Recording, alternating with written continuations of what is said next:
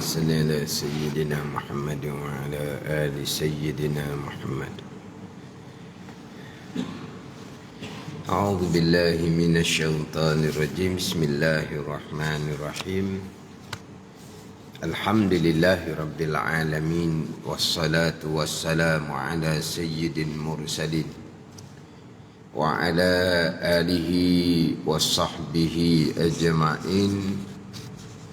رب اشرح لي صدري ويسر لي أمري واحلل عقدة من لساني يفقه قولي.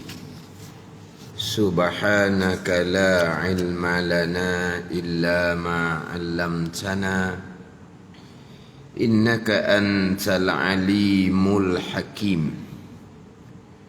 ولا حول ولا قوة إلا بالله العلي العظيم. Kitab Pati Paridah, muka surat 60, baris yang kelima daripada atas. Musa 60 baris kelima daripada atas.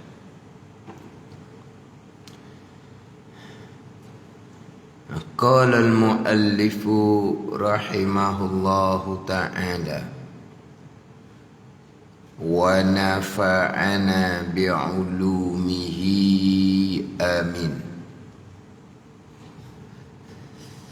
Anak Nabi kita Muhammad sallallahu alaihi wasallam, tu tajuk dia. Anak Nabi kita Muhammad sallallahu alaihi wasallam, dan sayugianya wayambari, dan sayugianya bagi kita tahu anak-anak Nabi kita Muhammad sallallahu alaihi wasallam. Sayugia ni sepatutnya, semoleknya, sayugia ni terkadang wajib, sayugia ni terkadang sunat. Sayugia ni lah terkadang wajib, sayugia ni terkadang hukumnya adalah sunat. Jadi ulama berkhilaf pandangan. Satu pandangan menyatakan wajib bagi kita tahu anak-anak Nabi sallallahu alaihi wasallam. Satu pandangan menyatakan bahawa sunat bahawa kita mengetahui anak-anak Nabi sallallahu alaihi wasallam. Jadi sayugia ni terbenar wajib, sayugia ni terbenar sunat. Sayugia ni kalau kita tengok sepatutnya bagi kita tahu anak-anak Nabi sallallahu alaihi wasallam, iaitu anak-anak Nabi sallallahu alaihi wasallam 7 orang. Kemudian bukan hanya mengetahui anak-anak Nabi, bilangan anak Nabi sallallahu alaihi wasallam, bahkan sayugia juga mengetahui dia punya apa ni, tertib dia. Tertib dia. Bukan hanya mengetahui anak Nabi ada berapa orang, nama apa, bahkan sayugianya kita mengetahui sampai ke tertib dia. Anak pertama, anak kedua, sampailah anak yang bongsu, anak yang ketujuh.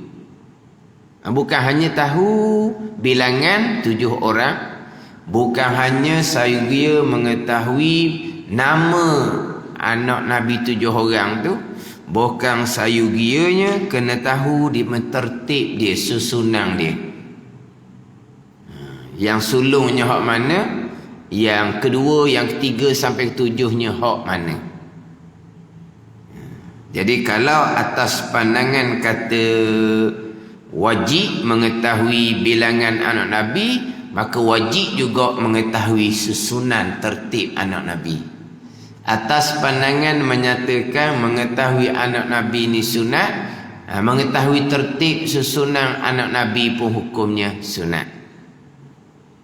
Kita ni anak Nabi 7 orang tu kita tahulah nama. Tapi kita tahu nama pun apa kan? Tak susung, tu kau bimbo je, ikut sebut je. Ikut sebut je. Tak sebut yang pertama tu anak yang pertama ke? Hak sebut yang kedua tu anak Nabi hak nombor 2 ke? Oh tak tahu tu. Tapi tahulah anak Nabi 7 orang ni. Tahu anak Nabi 7 orang. 3 lelaki 4 perempuan tu tahulah. Dan 3 lelaki 4 perempuan tu nama pun tahu. Tapi susunan dia kena tahu sampai ke tertib susunan anak Nabi sallallahu alaihi wasallam. Kemudian anak Nabi 7 orang ni atas pandangan yang muktamad lah. Atas pandangan yang muktamad, bilangan anak Nabi sallallahu alaihi wasallam 7 orang. Ada kata 8 orang, 4 lelaki, 4 perempuan, ada kata 9 orang. Ada kata 9 orang. Ada kata 12 orang. Tapi yang muktamadnya kebanyakan ulamanya 7 orang, 3 lelaki, 4 perempuan. Satu tu. Yang pertama dah. Satu Sayyiduna Al-Qasim. Itu anak sulung Nabi sallallahu alaihi wasallam. Sayyiduna Qasim. Sebab tu digelar dikunyahkan Nabi sallallahu alaihi wasallam dengan Abul Qasim. Abul Qasim, bapa kepada Qasim. Abul Qasim mana bapa kepada Qasim. Sehingga kan ada pandangan ulama menyatakan selain daripada Nabi sallallahu alaihi wasallam diharamkan nak gelar dengan Abul Qasim. Itu atas pandangan yang muktamad. Kemudian Qasim ni hidup selama 2 tahun. Selama 2 tahun. Ada menyatakan 7 hari pun ada juga. Dan satu pan mengatakan Qasim hidup 17 bulan. Qasim hidup 17 bulan. Ada kata 2 tahun, ada kata 7 hari, ada kata 17 bulan. Yang mana kita maklum anak-anak lelaki Nabi ni semuanya mati pada masa kecil belaka. Anak Nabi ni mati pada masa kecil belaka. Anak lelaki Nabi sallallahu alaihi wasallam mati kecil belaka. Apa hikmah dia? Anak lelaki Nabi mati kecil ni. Anak perempuan yang 4 orang sampai berkahwin mati besar. Ketiga-tiga anak lelaki Nabi sallallahu alaihi wasallam ni mati kecil belaka. Hikmahnya yang mana Nabi sallallahu alaihi wasallam ni Nabi Rasul yang terakhir. Jadi kalaulah anak lelaki Nabi sallallahu alaihi wasallam membesar, berarti anak lelaki Nabi sallallahu alaihi wasallam ni menjadi orang biasa, bukan nabi. Jadi orang biasa. Yang mana nabi-nabi rasul yang terdahulunya ayah nabi, anak nabi, Nabi Daud, Nabi Sulaiman, ayah dengan anak. Nabi Yahya, Nabi Zakaria, Nabi Yahya, ayah anak. Kalau Nabi Ibrahim anak Nabi Ismail, Nabi Ishaq alaihi wassalam. Bukan anak je. Cucu Yakub Nabi. Yakub alaihissalam Nabi. Bukan cucu je Nabi Ibrahim ni. Cici Nabi Yusuf alaihissalam Nabi. Tengok. Nabi Ibrahim ni anak Nabi. Anak jadi Nabi 2 orang dah. Nabi Ismail, Nabi Isa alaihi wassalam. Bukan anak je. Nabi Yakub cucu. Anak pada Nabi Isa. Nabi. Nabi Yusuf alaihissalam anak pada Nabi Yakub. Cici Nabi. Tiba-tiba anak lelaki Nabi 3 orang. Tak jadi Nabi, jadi manusia biasa. Jadi rendah lah. Itulah dia punya hikmah. Kenapa anak-anak lelaki Nabi yang ketiga-tiga lelaki ni semuanya mati pada masa kecil belaka. Mati pada masa kecil. Hak tu lah hak kata puak kapir koreh tu. Ni. Hak inna a'tayna tu lah. Fasalli li rabbika wanhar. Inna syani'aka huwal abtar. Inna syani'aka huwa abtar. Orang yang kata pada engkau ya Muhammad yang abtar. Abtar ni banyak makna lah, termasuk makna kudung. Abtar ni di antara maknanya apa memang? Tak ada keturunan. Tu. Tak ada keturunan. Sebab puak kafir Quraisy kata Nabi ni putus keturunan. Sebab apa? Dah anak lelaki Nabi 3 orang mati kecil belaka. Abtar lah. Sebab apa? Putus keturunan, tak ada keturunan. Kan keturunan ni kepada anak lelaki kan. Jadi orang kafir Quraisy ni kata ke Nabi abtar. Tuhan jawab inna syani'aka huwal abtar. Hak kata kepada kamu itulah yang abtar. Sebab apa? Apabila mereka mati kafir putus keturunan walaupun anaknya sahabat Nabi sallallahu alaihi wasallam. Abu Jahal anak dia Ikrimah sahabat Nabi sallallahu alaihi wasallam mati syahid. Tapi abtar, terputus keturunan, tak ada kaitan. Sebab apa? Sebab mati kafir. Jadi Tuhan kata inna syani'aka wal abtar. Hak kata kepada kamu tu. Hak kafir Quraisy, hak mati kafir ni yang abtar. Terputuslah. Walaupun anak tu sahabah sekalipun. Sebab apa? Terputus keturunan. Sebab mati kafir. Maknanya kalau mati kafir, hak tu memanglah zahir dia orang kafir. Orang kafir di sisi Allah kafir. Sama juga dengan zahir orang Islam. Tapi berakidah dengan akidah yang kafir. Ataupun berakidah dengan akidah yang tidak kafir. Tapi akidah yang dosa besar. Dan kadang dosa besar iman jadi lemah. Ditakuti dalam kehidupan dia. Ataupun terakhirnya dekat nak mati, gugur iman, mati kafir azbillah. Hak mati kafir seumpama ni abtar lah juga. Terputus keturunan. Mana anak cucu tu beriman dan beramal soleh sekalipun tak ada kena-ngena dengan hak mati kafir tu. Tak ada kena-ngena. Kan anak yang soleh, anak yang beriman dan beramal soleh ni kan pahala yang berpanjangan. Kepada ibu bapa, tok nenek, tok nyang, sampailah pahala berkekalan kepada Nabi Adam alaihissalam. Dia amalan anak cucu ni bukan pahala berpanjangan hanya pada ibu bapa, tok nenek sampai ke atas, sampai ke Nabi Adam alaihissalam. Tiap-tiap amalan kita ni pahala dapat kepada Nabi Adam alaihissalam. Sebab kita ni mari daripada Nabi Adam alaihissalam. Yang kita biasa sebutnya mak ayah. Yelah mak ayah. Sebab asal kita daripada mak ayah. Dan mak ayah asal dia daripada mak ayah mereka.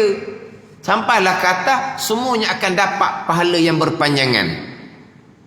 Sama kita, bukan anak kita saja, cucu cicit kita pun pahala yang berpanjangan.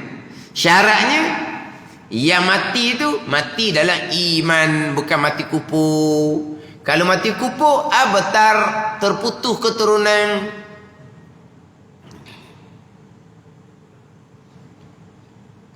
Yang anak cucu wa aman ni nak berpahala apabila beriman berakidah. Berpahalalah amal anak cucu ni yang beriman dan berakidah.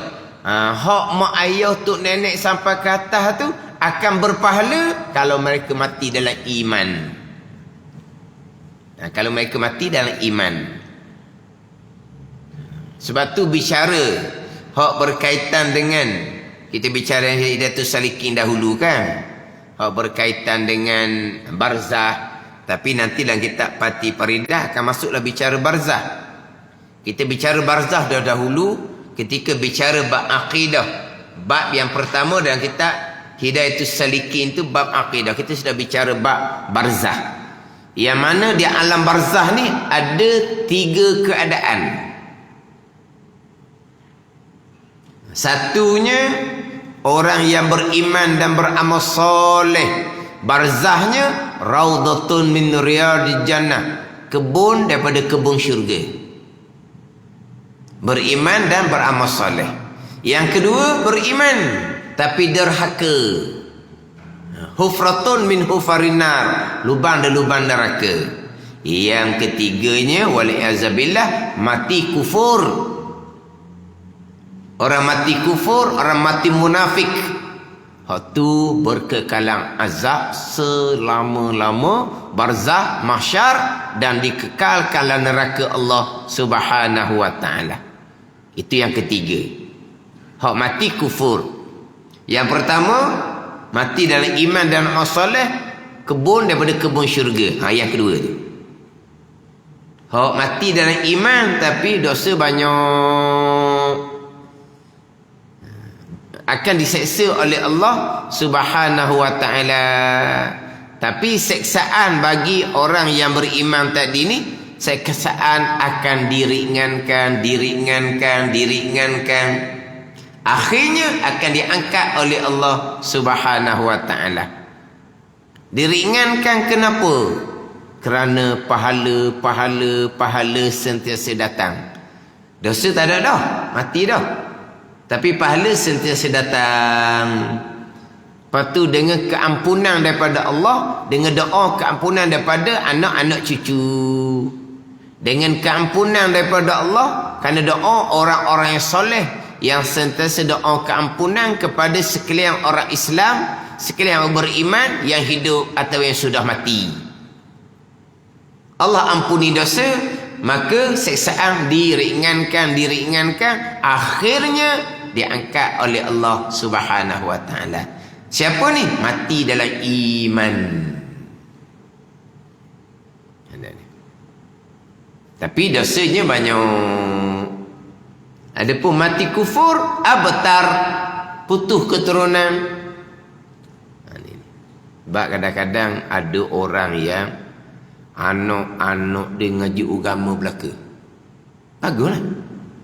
Dia atau pondok belaka ngaji agama. Tapi mak ayah tak belajar. Ada seumpama tu. Mak ayah tak belajar. Mak ayah tambah-tambah belajar. Tapi semangat. Atau anak-anak hidup pondok belaka. Dia jadi anak yang soleh. Lepas tu mak ayah belajarlah. Pastikan iman akidah comel. Tak mau belajar. Ada yang seumpama tu.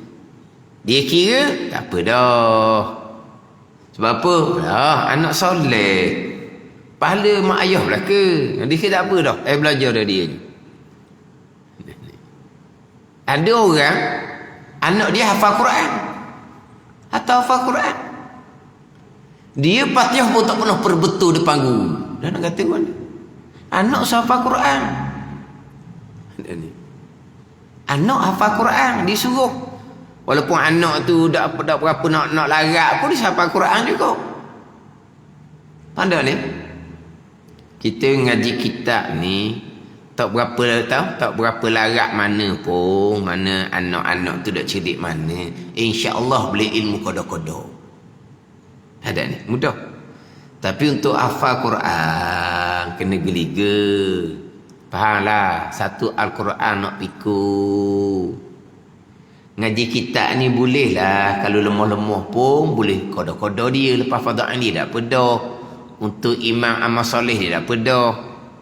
Ngaji lama kat duk pondok, tapi nampak boleh qada-qada je. Dah lemah, tak apa, boleh dah ilmu. Nak mengajar tak boleh pun kadang-kadang boleh jadi imam kampung, gitu je lah. Boleh lah. Tak imam kampung tak boleh pun, tak imam keluarga, boleh lah. Sebab qada tu je. Sebab, yelah, tak berapa cerdik lah kita kata ni. Tak berapa cerdik. Itu ngaji kitab, boleh. Ada ni. Oh, dia kata, Ustaz, macam mana anak saya ni tak cerdik, boleh dah duduk pondok? Boleh je. Boleh lah ngaji qada-qada. Ada ni. Dah memang kata anak pondok gitu. Hak tak lulus sekolah atau pondok. Tak apalah, pondok pun terima. Janji jawab perangai dia. Hak perangai tu payah. Tak cerdik tapi perangai baik. Tak apa dah, tak apa. Mana dia belajar je, tak ada wak apa pun. Cerdik budak, tapi susah. Mana nakal nano tu payah tu. Tu ngaji pondok boleh lagi lah. Bolehlah qada-qada untuk imam amal soleh dia. Untuk fardhu ain dia insya-Allah lah. Tapi untuk hafal Quran ni kena ingat. Kita mukaddam pun dah ingat So baca lam yakuni pun dah lepas So baca Iqra pun dah berani So baca Iqra pun dah berani. Lam yakuni pun dah lepas. Nak so baca sabihi hal ata dah ingat. Nak baca ammayata sa'alung balik awal. Mukaddam je. Yasin lagi jauh. Baca Yasin pun tak bunyi Yasin. Baca Yasin. Ada kata dia ustaz juga. Baca Yasin. Tapi tak bunyi Yasin kata mak dia. Nak kata mana? Nak hafal satu Al-Quran. Kena yang ada kesungguhan dan yang cerdik. Cerdik satu, dia nak, dia ada minat. Dia nak, dia ada minat, dia cerdik. Kalau minat saja tak cerdik, tak larat nak pikul. Cerdik budak, tapi tak minat. Ambuh, dipaksa. Jangan, ni berat ni nak pikul. Tapi nak ceritanya, anak hafal Quran. Mak ayah Fatihah pun tak pernah perbetul di hadapan guru. Dah tak apa dah dia kata anak dia hafal Quran dah. Ya, anak dia hafal Quran. Fatihah tu untuk sos mayang. Untuk sos mayang kita tu. Dia tak apa dah. Anak yang soleh tak apa dah mak ayah tak belajar pun. Anak hafal Quran tak apalah mak ayah tak betul Fatihah pun. Ada yang buat anggapan gitu.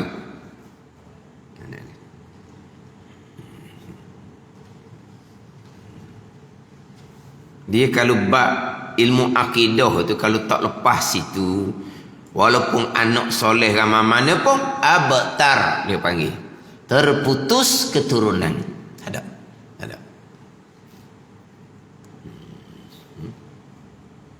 Tapi kalaulah contoh tak ada anak lelaki, anak perempuan belaka. Dah anak perempuan pun dia beriman tak mau soleh. Nanti boleh cucu beriman tak mau soleh, maka tak abtar lah. Tak terputus keturunan. Dah anak perempuan beriman mau soleh, cucu pula beriman mau soleh, tak abtar. Hak abtar ni hak mati kafir. Inna syani'aka huwal abtar. Hak kata ke engkau yang kata huduh ke nabi itu yang abtar, sebab mereka mati kafir walaupun anak mereka sahabat Nabi sallallahu alaihi wasallam. Kenapa dikatakan Nabi abtar? Sebab anak lelaki Nabi ketiga-tiga mati kecil belaka. Yang pertama Sayyiduna Al-Qasim. Yang kedua Sayyidatuna Zainab.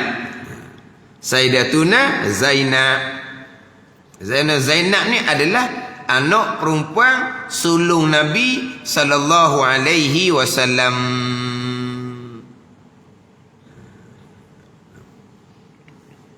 anak sulung Zainab.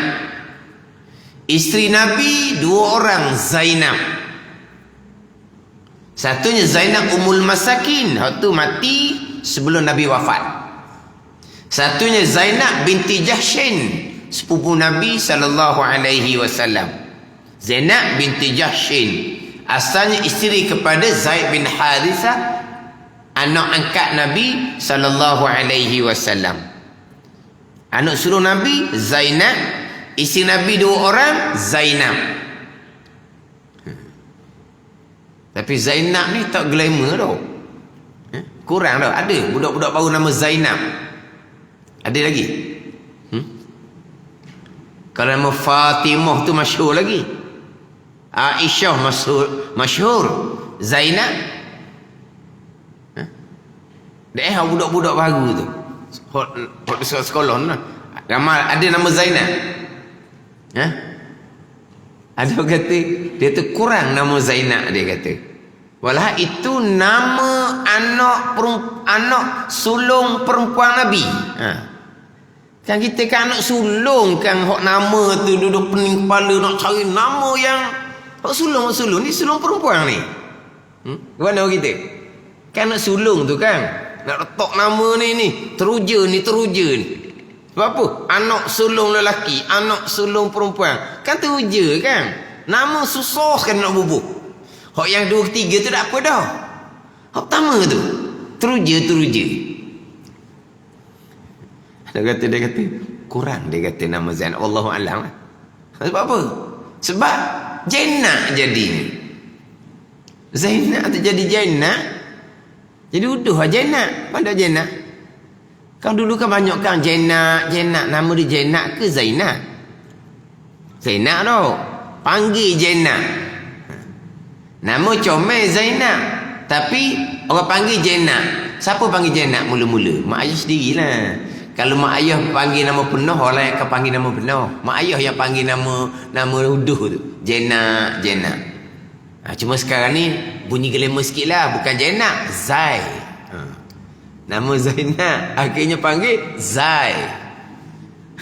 Ni kata ni bukan, jangan kalau kebetulan ada minta maaf lah. Tapi adalah Kak Zai.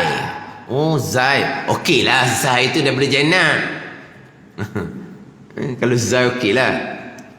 Zainab anak sulung perempuan Nabi, isteri Nabi 2 orang nama Zainab.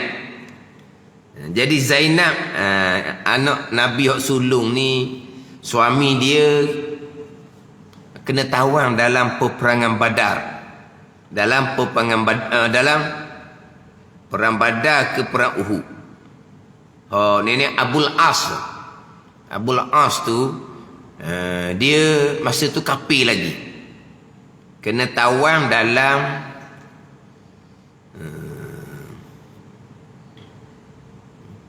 perang Uhud ke perang Badar. Hak kisah dia tu. Hak kisah Zainab tebuh dengan gelang tekuk. Hak gelang tekuk tu hak Nabi Cang gelang tekuk tu.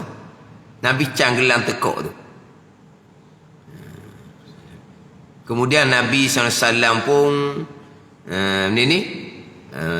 suruh Abul As tu pakai bebas je lah. Akhirnya Abul As dia masuk Islam.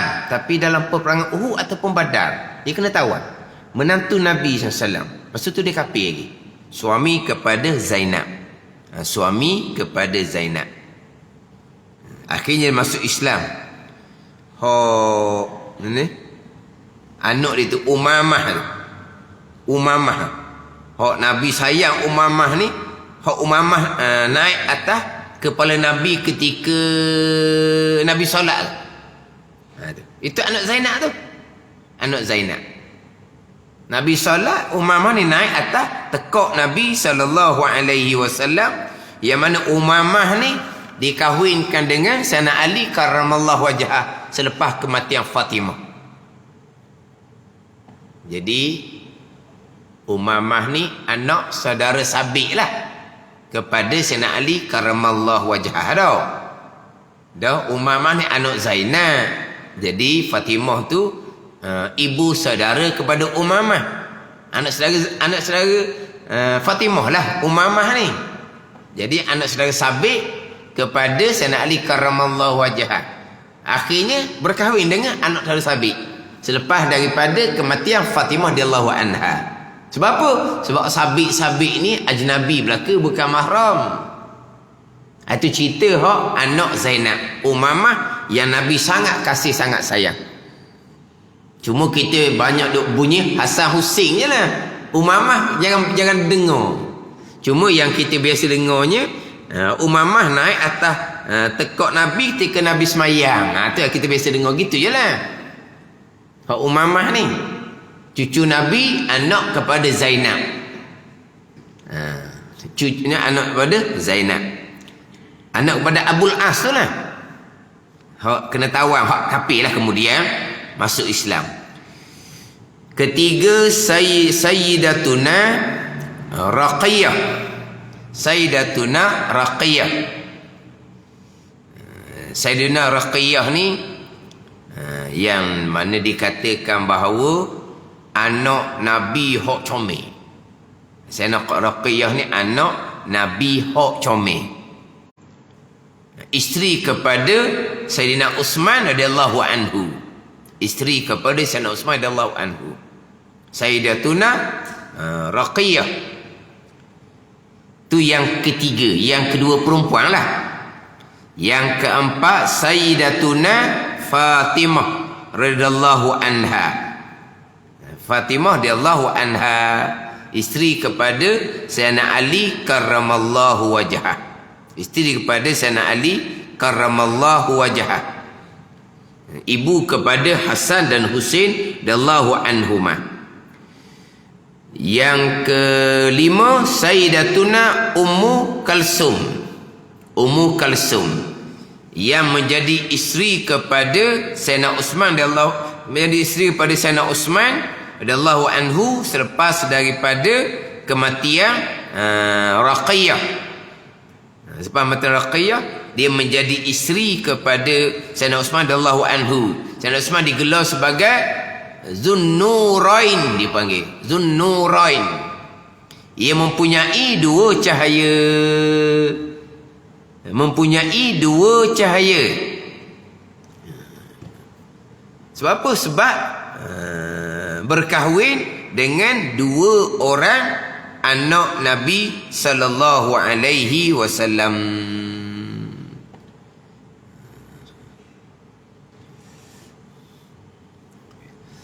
Yang keenam Sayyiduna Abdullah. Sayyiduna Abdullah. Hak ni yang digelar dengan At-Tayyib, yang digelar dengan At-Tahir.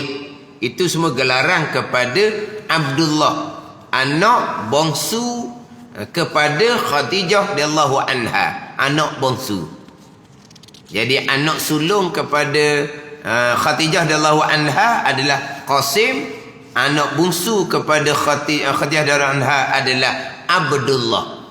Itu anak bongsu kepada Khadijah radhiyallahu anha, Abdullah.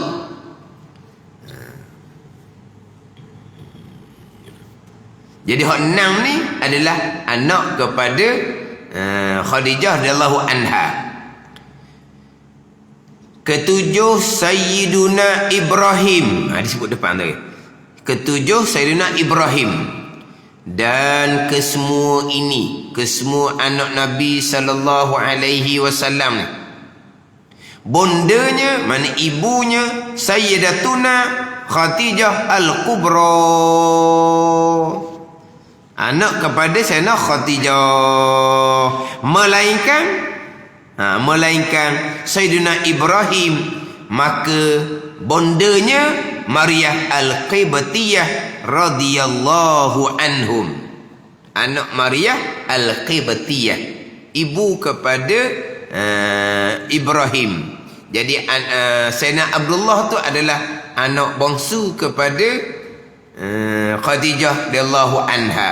Sayyidina Ibrahim itu anak kepada Maryah Al-Qibtiyah, seorang hamba yang dihadiahkan oleh Raja Buqaykis Raja Mesir.